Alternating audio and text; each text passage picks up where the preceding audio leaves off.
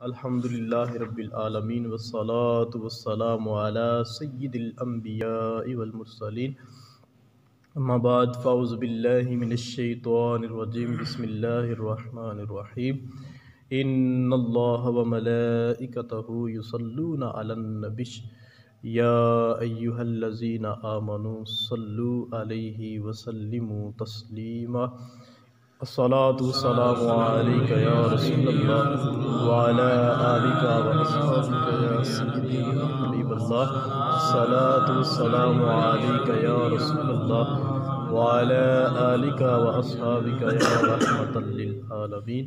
سامعین احترام، گزشتہ روز ہم نے شراب نوشی کی حرمت اور اس کو پینے کی وجہ سے بندے کو جو اللہ تبارک و تعالی عذاب پہنچاتا ہے اس کے بارے میں بات کی تھی۔ آج اسی کے ضمن میں ایک دو احادیث رہ گئی تھیں، وہ پڑھ کے آج کی بات کو مکمل کریں گے۔ شراب پینا ایک ایسی برائی ہے جس کو نبی کریم صلی اللہ علیہ وآلہ وسلم نے ام الخبائث کہا ہے، یعنی انسان اس کائنات کے اندر جتنی بھی برے کام کرتا ہے، برائیاں کرتا ہے، ان سب برائیوں کی اگر کوئی ماں ہے تو وہ شراب ہے۔ ام الخبائث کہتے ہیں ساری برائیوں کی ماں، یعنی شراب ایک ایسی برائی ہے، اگر بندہ شراب پی لیتا ہے تو اس کے بعد باقی برائیاں کرنا اس کے لیے آسان ہو جاتا ہے۔ بنی اسرائیل کا ایک بادشاہ تھا جس نے ایک آدمی کو سزا کے طور پر پکڑا۔ یہ حدیث مبارکہ ہے، نبی کریم صلی اللہ علیہ وسلم نے یہ واقعہ اپنے غلاموں کو سنایا کہ ایک بادشاہ نے ایک آدمی کو پکڑا، پھر اسے اختیار دیا۔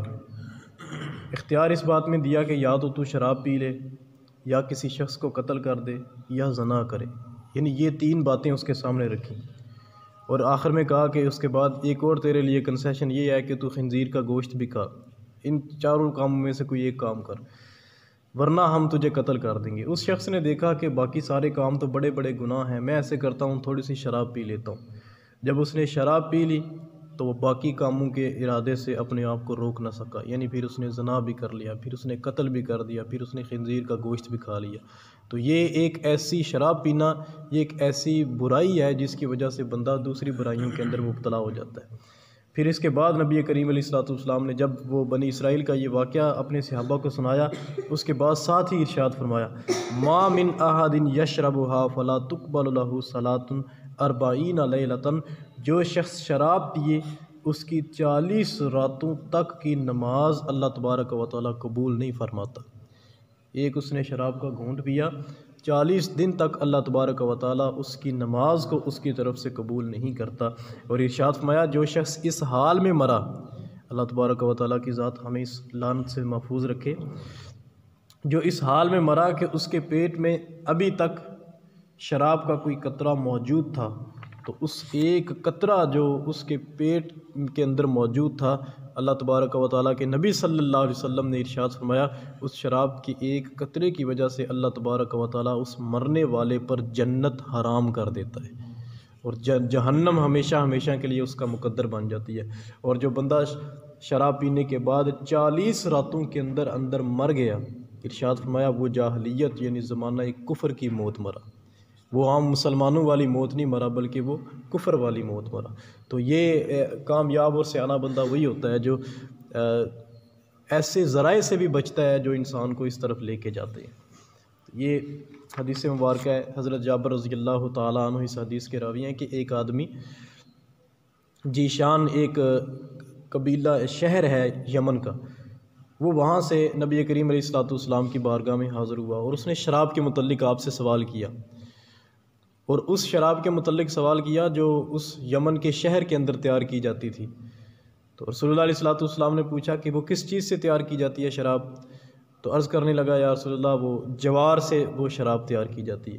تو رسول دو عالم صلی اللہ علیہ وسلم نے پوچھا کیا اس کو پینے کے بعد انسان نشے میں مبتلا ہو جاتا ہے؟ عرض کی ہاں، اس کے بعد بندہ نشے میں مبتلا ہو جاتا ہے۔ تو نبی کریم علیہ الصلوۃ والسلام نے ارشاد فرمایا کل مسکر حرام۔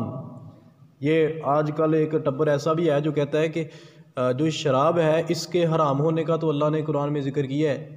دور حاضر میں جتنی نشہ آور چیزیں ہیں، کوئی بھنگ پیتا ہے، کوئی افیون پیتا ہے، کوئی چرس پیتا ہے، کہتے ہیں اس کا تو قرآن میں ذکر ہی نہیں، یہ تو حرام ہی نہیں، اس لیے ہم اس کو استعمال کرتے ہیں۔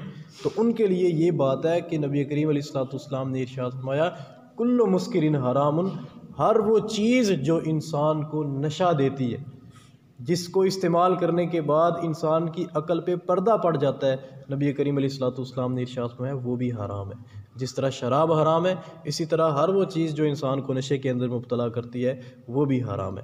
اور اللہ تعالیٰ نے نشہ پیدا کرنے والی چیزیں پینے والے کے لیے عہد فرمایا ہوا ہے کہ اسطینۃ الحبال، جو نشہ کرتا ہے دنیا کے اندر، اللہ قیامت والے دن اس کو طینۃ الحبال پلائے گا۔ عرض کیا گیا یا رسول اللہ یہ طینۃ الحبال کیا چیز ہے؟ استغفر اللہ۔ نبی کریم علیہ الصلوۃ والسلام نے ارشاد فرمایا عرق اہل النار و عصارۃ اہل النار، شرابیوں کو اللہ تبارک و تعالی قیامت والے دن جو چیز پلائے گا وہ دوزخیوں کا پسینہ اور دوزخیوں کا نچوڑ، یعنی ان کے جو عذاب کی شکل میں ان کے جسم سے پیپ نکلے گی، وہ اللہ تبارک و تعالی جو شراب پیتے ہیں قیامت والے دن اللہ وہ انہیں پلائے گا۔ آخری حدیث مبارک ہے حضرت ابو امامہ رضی اللہ تعالیٰ عنہ نبی رحمت صلی اللہ علیہ وسلم سے راوی ہے۔ آپ صلی اللہ علیہ وسلم نے ارشاد فرمایا بے شک اللہ تعالیٰ نے مجھے تمام جہان کے لیے رحمت اور ہدایت بنا کر بھیجا ہے، اور مجھے حکم دیا ہے کہ گانے بجانے کے آلات، سارنگیاں، طبلے توڑ ڈالوں، بتوں کو توڑ ڈالوں، اور جن کو زمانہ جاہلیت میں پوجا جاتا ہے ان بتوں کو پاش پاش کر دوں۔ اور میرے رب نے اپنی عزت کی قسم کھائی ہے کہ میرے بندوں میں سے جو بندہ ایک گھونٹ بھی شراب پیے گا میں اسے اس کے بدلے جہنم کا کھولتا ہوا پانی پلاؤں گا۔ اور ارشاد فرمایا چاہے وہ گنہگار ہو یا نہ ہو، جو بندہ کسی چھوٹے بچے کو شراب کا گھونٹ پلائے گا میں اس پلانے والے کو جہنم کا کھولتا ہوا پانی پلاؤں گا، ہوا پلانے والا گنہگار ہو یا پرہیزگار ہو۔ اور ارشاد فرمایا جہاں شراب پینے پر اتنی سخت وعید ہے نا، وہاں جو لوگ اللہ کے خوف کی وجہ سے اس سے دور رہتے ہیں وہاں ان کے لیے انعام بھی ہے۔ ارشاد فرمایا اور میرے بندوں میں سے جو بندہ میرے خوف کی وجہ سے شراب کو چھوڑ دے گا میں اسے جنت کی نعمتیں پلاؤں گا۔ جنت کی نہروں کے اندر وہ جو دودھ اور شراب کی نہریں ہوں گی، شراب طہور پاکیزہ شراب جو اللہ تبارک و تعالیٰ کی ذات مشروبات کی شکل میں ہمیں دے گی۔ اللہ تبارک و تعالیٰ ارشاد فرماتا ہے جو شراب سے بچتا ہے میں اسے جنت کی نعمتیں پلاؤں گا۔ تو یہ عارضی زندگی کے اندر بندہ اگر اس لعنت سے اپنے آپ کو بچائے رکھے تو جو ہمیشہ والی زندگی ہے اس میں یہ نعمت ہمارے لیے منتظر ہے۔ اللہ تبارک و تعالیٰ کی ذات عمل کی توفیق عطا فرمائے۔ وآخر دعوایا ان الحمد للہ رب العالمین۔